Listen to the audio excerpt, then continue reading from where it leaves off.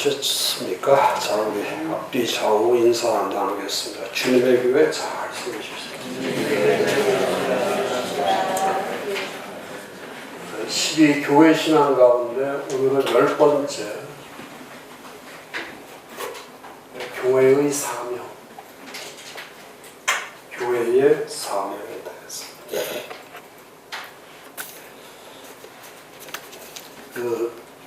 혼란스러운 게 있죠. 보통 교회 사명하고 기능하고를 혼란하는 경우가 많아요. 그래서 목사님들 보면은 미션과 펑션,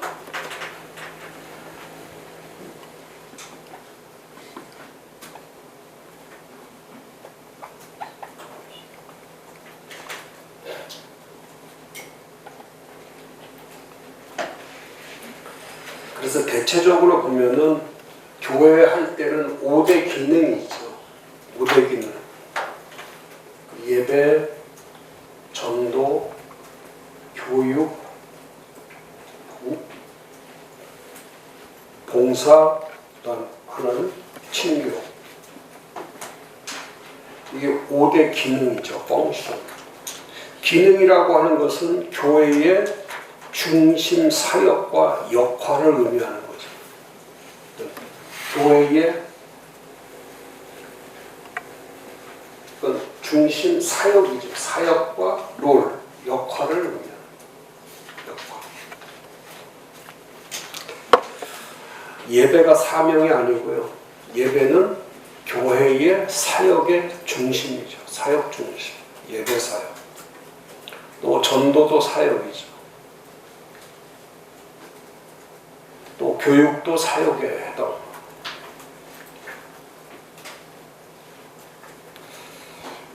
근데 많은 분들이 목사님들이 혼동하는 것이 뭐냐면 이 기능과 사명의 차이. 미션이라는 건 뭡니까? 미션은 교회의 본질을 이루는 목표죠. 교회의 본질을 이루는 목표를 미션이라고 부릅니다. 교회의 사명이란 교회의 본질을 이루는 목표라고 할 수 있습니다. 그래서 원래는 이 7대 사명과 5대 기능으로 되어 있죠. 7대 사명과 5대 기능으로. 이것도 또 교인들한테 훈련시켜야 될 아주 필요성이 있죠. 교회의 사명에 관해서 사명에 관한 것과 기능에 관한 것을 정확하게 설명해 주어서 사명은 반드시 이루어야 되는 거고 기능은 이 5대 기능은 잘 조화가 될 때 기능이 잘 이 5가지 기능은 어떤 게 우선된다가 아니고 이 기능은 몸하고 똑같은 거예요. 이 몸에 보면은 뇌의 기능이 있고 간의 기능이 있고 위의 기능이 있고 이렇게 팔, 다리에 이렇게 다 기능이 있죠. 그러나 이 몸이 성하려면 이 기능들이 잘 움직여야 돼요. 기능이 하나라도 뇌 기능이 잘못돼 버리면 이 몸은 사용 불가죠. 또 간 기능이 잘못돼도 사용 불가요. 또 위도 마찬가지예요. 다 모든 기능이 마찬가지예요. 그래서 교회는 몸인데 그 몸 안에 예배 기능이 안 좋으면 그 교회도 또 제대로 설 수 없죠. 전도 기능이 안 좋으면 안 되죠. 봉사도 마찬가지고 교육도 마찬가지고 다 기능이 이루어져야 이 시스템이 조화를 이룰 때에 교회가 되는 거죠. 근데 이 미션은 이건 반드시 성취되어야 하기 때문에 이 7가지는 교회 본질과 가까운 거죠. 교회 본질과 가까운 거. 그래서 이 7대 미션, 7가지의 교회 사명,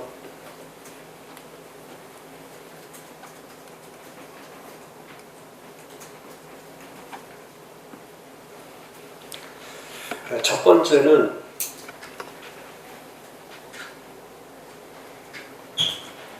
예수 그리스도의 복음 참여와 플러스 전파에 있죠. 복음 참여와 전파. 이게 교회의 사명이죠. 교회의 제1차 사명은 예수 그리스도의 복음에 참여하는 거예요. 복음에 참여하는 거예요.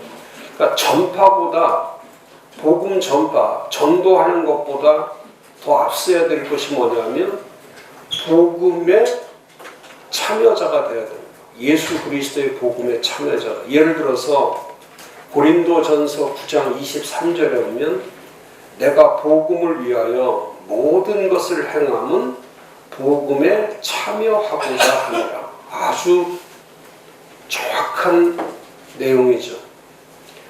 복음을 위하여 모든 것을 행하는 것을 사도 바울이 말할 때 복음을 위해서 모든 것을 행한다. 복음 때문에 모든 것을 행하는데 그 모든 것을 행한다는 의미 자체가 뭐냐면 그게 복음에 참여하는 거라. 그러니까 복음과 함께 한다는 뜻이에요. 늘 복음과 함께 한다. 그 팀 켈러가 말할 때에 복음으로부터 출발되는 교회가 되어야 된다. 교회는 복음으로부터 출발되어야 된다. 그러니까 복음이 과정이 되는 게 아니라 복음이 출발이 되어야 된다. 그러니까 말씀을 전할 때 복음이 과정으로 전하는 게 아니고 복음을 시작으로 출발로 전하는 거죠. 교회가 그거예요. 고린도전서 3장 10절 11절 말할 때 교회를 예수 그리스도가 터다 할 때는 터라는 게 뭡니까? 기초, 주춧돌, 근원, 근본이라는 뜻이죠. 터라는 자체는 파운데이션이라는 자체는 시작. 교회는 그리스도가 시작이다. 과정이 아니에요. 그리스도가 출발하는 거예요. 시작점이에요. 그러니까 그리스도가 시작이 되지 않으면 그 터는 잘못되는 거예요. 제가 어제 갈릴리교회 6주년 설립주일이라 제가 어제 말씀을 전했는데 설교하면서 제가 준비했던 것이 그겁니다. 주님이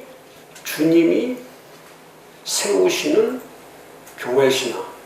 그 주님의 교회를 어떻게 세울 거냐. 주님의 교회.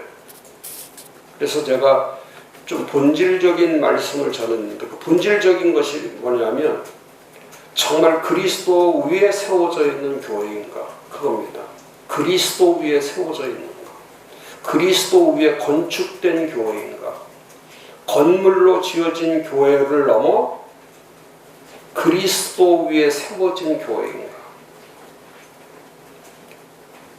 그러니까 건물 교회로 세워져 있는데 중요한 것은 그 교회가 날마다 건축되는 교회인가. 그게 영혼의 교회지. 영혼의 교회. 영혼 속에 날마다 세워지는 교회. 건물로 세워지는 것이 끝이 아니고 건물을 넘어 날마다 말씀으로 진리로 계속해서 세워져 가는 그 교회. 그게 그리스도의 교회죠. 시작부터 그리스도의 재림의 그날까지 교회는 계속해서 건축되어 가는 것이다. 건축돼서 완공되는 게 아니라 교회란 지속적으로 건축되어 가는 거다. 그러니까 진행형이죠. 교회는 끝난 게 아니에요. 계속 지어져 가는 거예요. 똑같은 거죠. 그러니까 교회도 마찬가지예요. 복음이 과정이거나 결과가 아니고 뭐 전도를 많이 해서 좋은 교회다 그게 아니에요. 복음으로 시작되어 있느냐 아니냐. 제가 지난번에 강의할 때 그 말씀 드렸죠. 목사님들은 복음 중심의 교회라고 말하는데 교회를 세울 때 복음 중심이라고 사용하는데 복음 중심의 교회. 근데 그 교회 안에 교회를 통과하고 나서 보면은 거의 다 율법주의와 이 반율법주의에 대한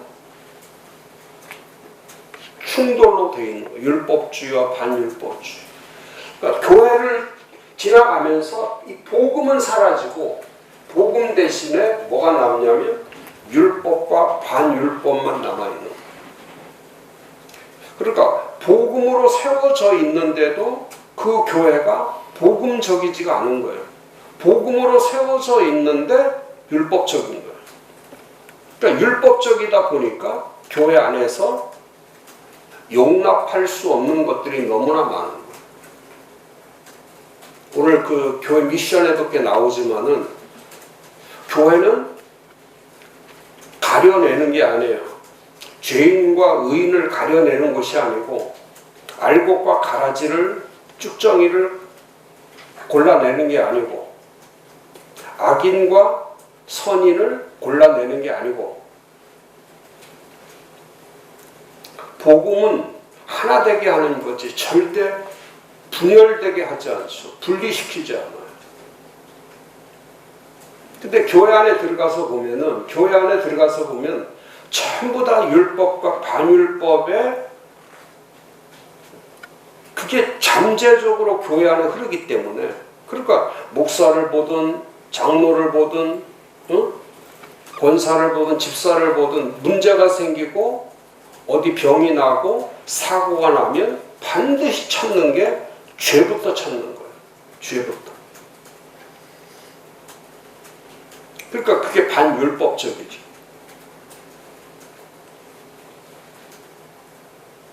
예수님이 그렇게 가르치지 않죠. 첫째 계명과 둘째 계명의 그 예수님 말씀은 하나님 사랑과 이웃 사랑이 첫째요, 둘째죠. 그게 복음이라고. 근데 율법은 사랑이 없잖아요. 율법을 가지고 가면 사랑은 없어지는 거예요. 왜? 사랑 자체가 아가페라고 하는 사랑 자체가 그리스도를 말하기 때문에 그리스도를 말하기 때문에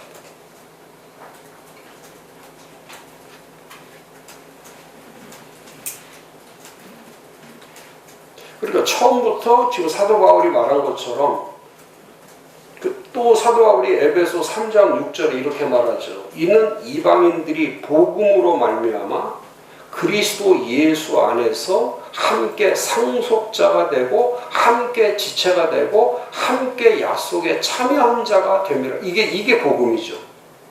이방인이라 할지라도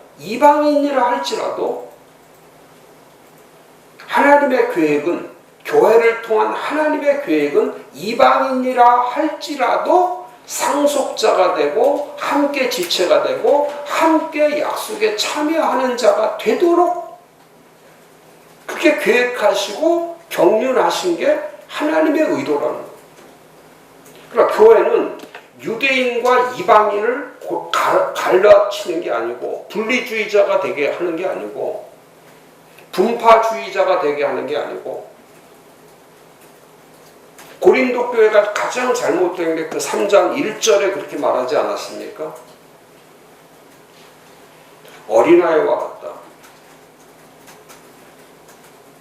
그러니까 육신에 속한 자로서의 어린아이와 같다.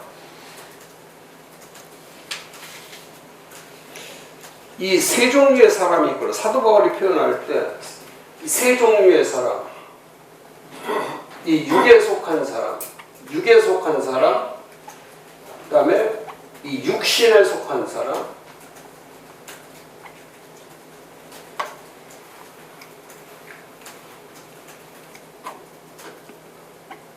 이 신령에 속한 사람. 이게 교회론을 말할 때, 교회론을 말할 때, 교회론 중에 이 고린도전서 3장 10절에서 15절이 이 6절밖에 되지 않지만 완벽한 교회론이거든요. 교회관, 텍스트, 교회 텍스트. 그 교회 텍스트를 하기 전에 먼저 했던 것이 이 사도 바울이 쓴 것이 이 교회 안에 세 부류가 있다는 거예요. 세 부류. 육에 속한 자란 잘 아는 것은 육에 속한 자란 이건 자연인을 얘기하죠. 그냥 일반 자연인. 다시 말하면 불신자를 말하는 거예요. 참, 육에 속한 자. 이 사람은 영적인 것과 전혀 관계가 없는 사람. 그러니까 교회 안에 와 있는데도 육에 속한 사람이 있는 거예요. 자연인들. 아직도 구원받지 못한 사람들. 중생하지 못한 사람. 아직도 예수를 만나지 못한 불신자. 세상 사람은 똑같았죠. 그러면 이 육에 속한 자, 이 불신자와 반대되는 사람이 신령에 속한 사람, 이 신령에 속한 사람은 거듭났고 거듭났지만 언제나 날마다 이건 성령을 따라 사는 사람이에요. 성령을 따라서 사는 사람. 그러니까 성령이 그게 사도행전을 얘기하는 거예요. 사도행전에 교회를 세우는 사람들의 무리, 그게 성령을 따라 사는 사람들의 무리. 성도란 성령을 따라 사는 사람들의 무리를 가리키는 거죠. 구원받고 거듭나서 성령에 따라서 언제나 성령의 인도 속에서, 성령의 충만함 속에서 살아가는 무리. 그 사람을 성숙된 자라고 부릅니다. 성숙된 자. 사도 바울이 말하는 성숙된 자란 신령한 영적으로 성숙된 사람. 이 사람들은 흔들림이 없는 사람들이죠. 두려움도 없고 흔들림도 없고 언제나 담대하게 교회를 위하여 어떤 고난과 박해가 와도 이겨낼 수 있는 자. 요한계시록 2장 7절에 있는 것처럼 이기는 자, 승리하는 자. 마태복음 16장 18절에 있는 것처럼 그리스도가 주인인 교회의 모습, 음부의 권세가 이기지 못하는 승리의 교회. 그게 신령한 자의 모습이죠. 그런데 요 사이에다가 사도 바울이 지금 고린도전서 3장 1절, 6절 계속 반복하는 단어가 뭐냐면 고린도 교인들은 육신에 속한 자라는 거예요. 자, 그 육신에 속한 자는 이 사람은 거듭은 났어. 구원을 받았어. 구원을 받았는데 거기에 뭐라고 표현했냐면 사람을 따라, 사람에게 따라다니는 거. 사람에게. 성령에 이끌리지 않고 육신에만 이끌리는 거. 사람에게만 이끌리는 거. 그러니까 육신에게 이끌리니까 분쟁과 시기만 따라 분쟁과 시기와 분열과 분파로 가버리는 거군요. 이 사람이 미수가지요. 미수가. 그래서 교회 안에 세 종류, 불신자, 미수가, 성숙된 자. 이 사람들이 교회 안에. 그런데 이 육신의, 지금 오늘 한국 교회 안에 가장 많은 부류가 누구냐면 육신에 속한 자로 살아가는 사람들. 구원은 받고 거듭은 났지만 성령에 전적으로 이끌리지 않는 사람.